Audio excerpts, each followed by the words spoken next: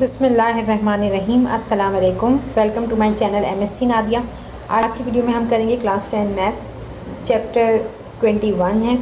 और जो मेरे चैनल पर नए हैं उनको मैं बता दूं, जो स्टूडेंट मेरे चैनल पर नए हैं उनको मैं बता दूं कि मेरे चैनल पर क्लास 10 का यूनिट 17, यूनिट 18, यूनिट 19, यूनिट 20 और इसके अलावा यूनिट 22 भी लास्ट ईयर में डाल चुकी हूँ। तो आज मैं आप के लिए यूनिट 21 स्टार्ट कर रही हूँ क्योंकि मैंने पहले ये नहीं करवाया था। तो अब मैं आप लोगों को यूनिट 21 पार्शियल फ्रैक्शन करवा रही हूँ। Exercise 21.1 resolve the following into partial fraction. Video start करने से पहले आप सबसे रिक्वेस्ट है कि प्लीज़ चैनल को सब्सक्राइब करें और बेल आइकन पर जाकर ऑल को प्रेस कर लें ताकि मेरी हर आने वाली नई वीडियो आपको मिल सके। Question 1, 12 upon x square minus 9। यहाँ आपको जो नज़र आ रहा है एक्स स्क्वायर माइनस 9, इसको हम फैक्टराइज कर सकते हैं। ठीक है, तो पहले इसको हम फैक्टराइज कर लेते हैं साइड में। ये है एक्स स्क्वायर माइनस 9। यहाँ हम ए स्क्वायर माइनस बी स्क्वायर का फॉर्मूला अप्लाई कर सकते हैं। ये 3 का स्क्वायर ले लेंगे तो ये हो जाएगा एक्स माइनस 3 एक्स प्लस 3। ठीक है, तो यहाँ जो है आप सबसे पहले तो ये रिप्लेस कर लें।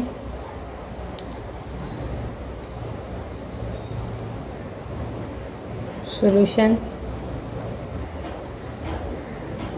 Late 12 upon x square minus 9 is equal to, इसको हम पार्शियल फ्रैक्शन में रिजॉल्व कर रहे हैं तो इसको हम इस तरह से लिख सकते हैं A1 upon x minus 3 x plus 3। ठीक है, दो फैक्टर हैं तो सॉरी मैंने यहाँ पर ये लिख दिया, मुझे एक्स माइनस 3 एक्स प्लस 3 लिखना चाहिए था। ठीक, तो यहाँ पर हम एक लेंगे x minus 3 plus A2 upon x plus 3। यहाँ जो हमने फैक्टर निकाला है वो हम लिखेंगे। ठीक है, एक्स माइनस 3 और एक्स प्लस 3। अब ये A1 और A2 क्या है? A1 and A2 are the unknown constant जिसे हमें मालूम करना है। ठीक है, तो इसको ये A1 और A2 में हम इसको पार्शियल ब्रेक कर रहे हैं। ठीक है, यहाँ पर पार्शियल फ्रैक्शन का मतलब ये होता है कि आपको जो फ्रैक्शन दिया है उसको आपने पार्शियली ब्रेक करना है। तो यहाँ हमने A1 और A2 इसको दो हमने फ्रैक्शन में ब्रेक कर लिया है। Here A1 and A2 are the unknown factor, unknown constant to be determined.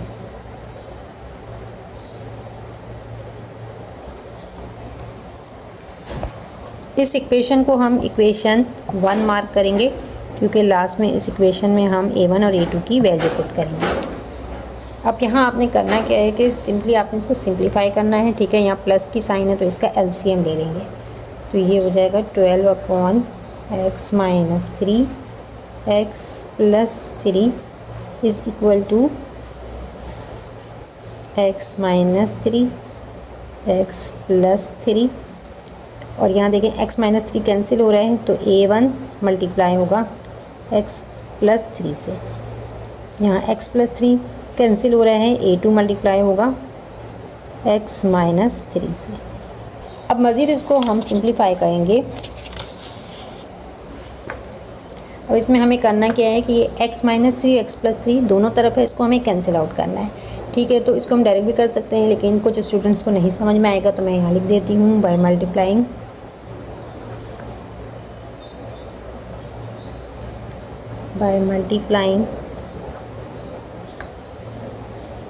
Equation x minus 3 x plus 3 we gate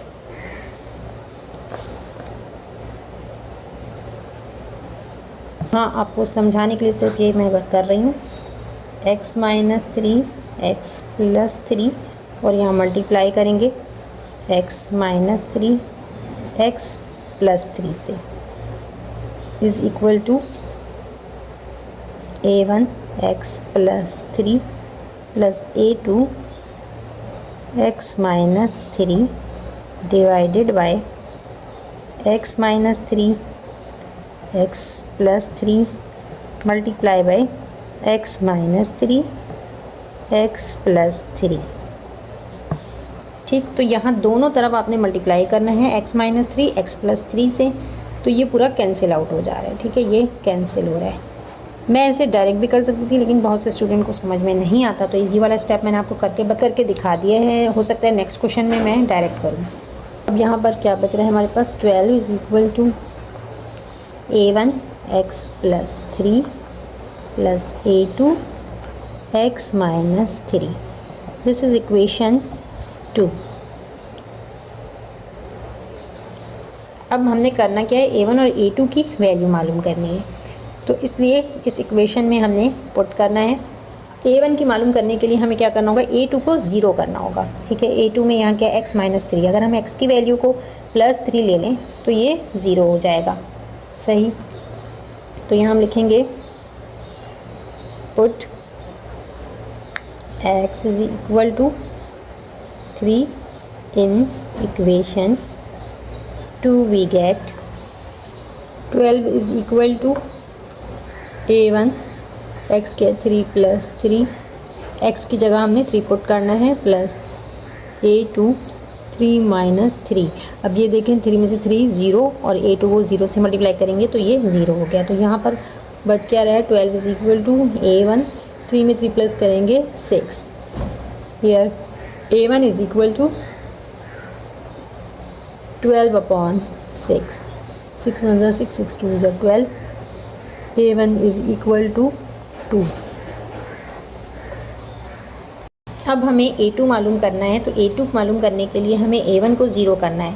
तो यहाँ हम क्या लेंगे, -3 अगर ले लें तो A1 ज़ीरो हो जाएगा। ठीक है, तो इसको हम करेंगे put x is equal to -3 in equation 2 we get 12 is equal to A1 x की जगह अब -3 plus 3 plus A2 x minus 3 है, -3 -3, यहाँ माइनस प्लस माइनस हो जाएगा, ज़ीरो A1 से मल्टीप्लाई होगा, ज़ीरो हो गया। आपके पास क्या बच रहा है, A2 बच रहा है, और माइनस माइनस प्लस -6 आएगा। तो इस तरह से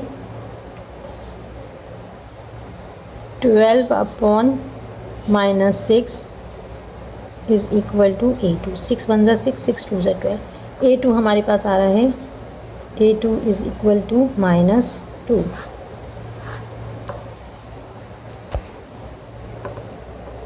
now put the value of A1 and A2 in equation 1। ठीक है, फर्स्ट इक्वेशन जो थी उसमें आपने पुट करना है, तो यहाँ जगह कम थी इसलिए मैंने यहाँ साइड में लिख दिया है। 12 upon x minus 3 x plus 3 is equal to, हमारे पास A1 क्या आया है, 2 आया है, 2 अपॉन x माइनस 3, और यहाँ देखें -2 है, ये माइनस साइन जो प्लस से मल्टीप्लाई होगी तो दरमियान की साइन प्लस जो थी माइनस प्लस माइनस हो जाएगा। 2 upon x plus 3 answer. Question 2, 4 multiply by x minus 4 divided by x square minus 2x minus 3। अब इसमें आप देखें जो डिनोमिनेटर में है इसको हम फैक्टराइज कर सकते हैं, इसके फैक्टर मालूम कर सकते हैं। तो यहाँ मैं इसको साइड में पहले फैक्टर मालूम कर लेती हूँ, x square minus 2x minus 3। अब यहाँ मिडिल टर्म को हम ब्रेक कर सकते हैं। ठीक है, मिडिल टर्म ब्रेक किस तरह से करते हैं, बहुत से बच्चों को नहीं समझ में आता है, तो मैं आपको बता दूँ कि 3 और x को मल्टीप्लाई करेंगे, 3 और एक्स स्क्वायर को मल्टीप्लाई करना है, 3x स्क्वायर हो गया। अब हमें कुछ ऐसा नंबर लाना है जिसको हम मल्टीप्लाई करें तो 3x स्क्वायर आए, और जब उसको माइनस करें तो उसमें 2x बचे। तो 3 1 ज़ा 3, बहुत आसान है, एक्स स्क्वायर माइनस 3x, और 3 को आप 1 से मल्टीप्लाई करते हैं तो यहाँ पर आपने क्या ले लेना है, x ले लेना है। ठीक है, 3 1 ज़ा 3, x और x, x square minus 3x square आ रहा है, ठीक है। और माइनस प्लस माइनस, 3 में से 1 माइनस करेंगे 2 बचा, तो माइनस 2x आ रहा है। तो इस तरह से मिडिल टर्म को ब्रेक किया जाता है। यहाँ -3 आएगा। अब इसमें आपने कॉमन फैक्टर निकालना है। x कॉमन आ गया, x -3, और यहाँ पर कॉमन क्या है 1, कुछ भी कॉमन नहीं होता तो 1 लेते हैं, x -3। तो आपके पास दो फैक्टर आ रहे हैं, एक आ रहा है x + 1, दूसरा आ रहा है x -3। अब हम इसको यहाँ पुट कर देंगे, जो अब इक्वेशन बन रही है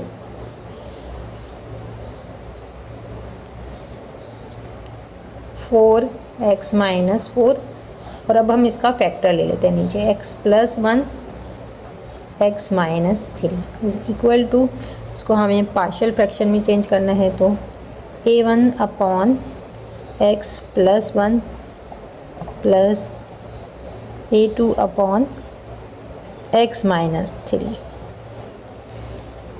a1 और a2 जैसे कि मैं पहले क्वेश्चन में भी आपको बता चुकी हूँ कि ये दोनों जो हैं अननोन कांस्टेंट हैं, जिसकी वैल्यू हमें मालूम करनी है। तो ये हमारे पास क्या हो गया, इक्वेशन 1।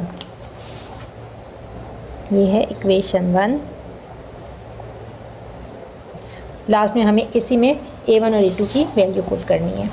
इसको सिंप्लीफाई करना है, प्लस साइन है, एलसीएम लेंगे, ठीक है। तो लेफ़्ट साइड पे तो सेम रहेगा, 4x - 4 x + 1 x -3,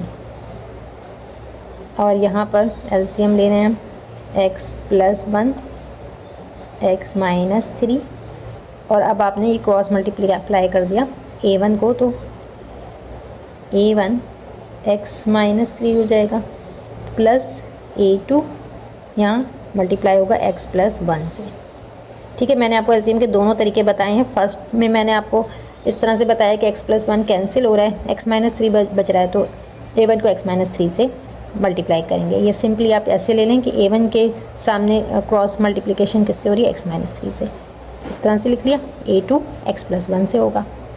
तो एलसीएम का दोनों तरीके से मैंने समझा दिया। कुछ बच्चों को बिल्कुल समझ नहीं आता है कि एलसीएम किस तरह से लिया जाता है, तो ये मैंने एक आसान तरीका भी बता दिया आप लोगों को।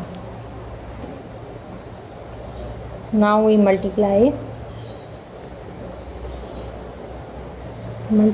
Bye x + 1 x -3 on both side of equation,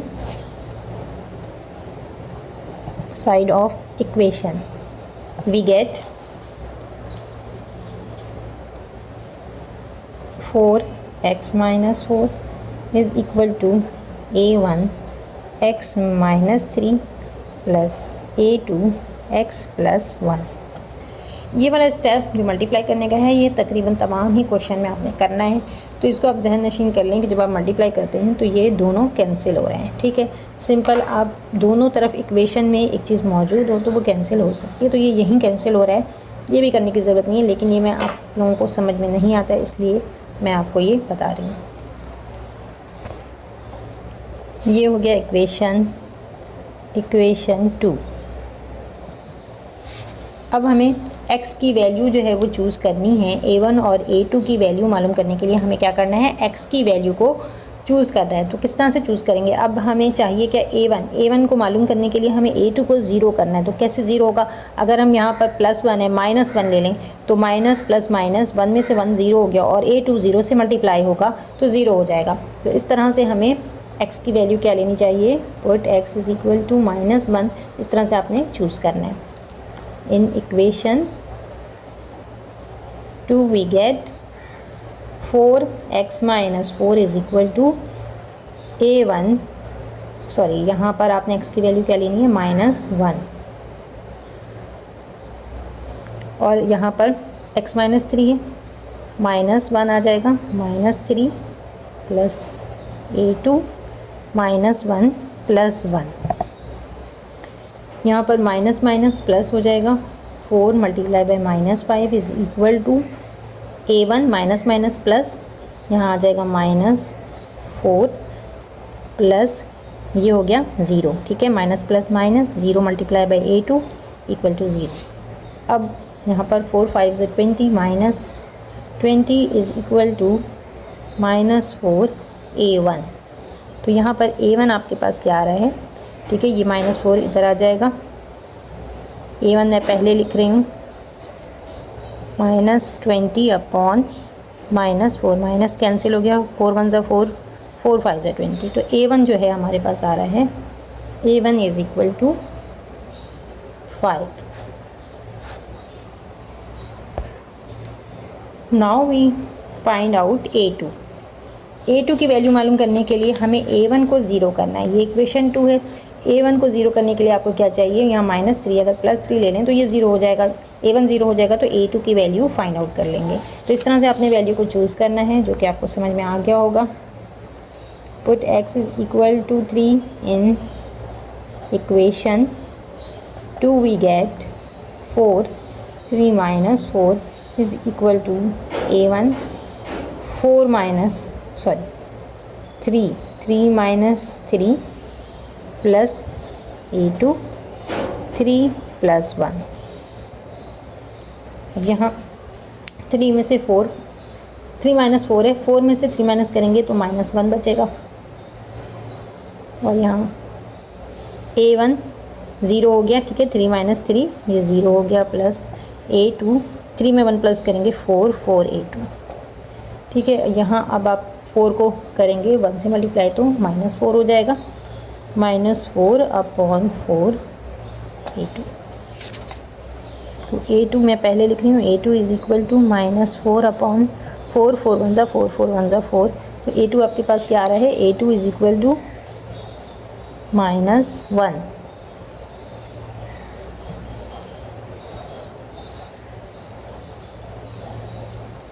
put A1 and A2 in equation 1। Equation 1, 4 multiply by x - 4 upon x + 1 multiply by x - 3 is equal to A1 हमारे पास आया है 5 अपॉन x + 1, और यहाँ -1 है, माइनस की साइन सेंटर में आ जाएगी। A2 1 है अपॉन x - 3 आंसर। आज की वीडियो को यहीं पर एंड करते हैं। वीडियो पसंद आई हो तो लाइक और शेयर ज़रूर करिएगा। चैनल को सब्सक्राइब कर लें और बेल आइकन पर जाकर ऑल को प्रेस कर लें, ताकि मेरी हर नई आने वाली वीडियो आपको मिल सके। नेक्स्ट वीडियो तक के लिए अल्लाह हाफ़िज़।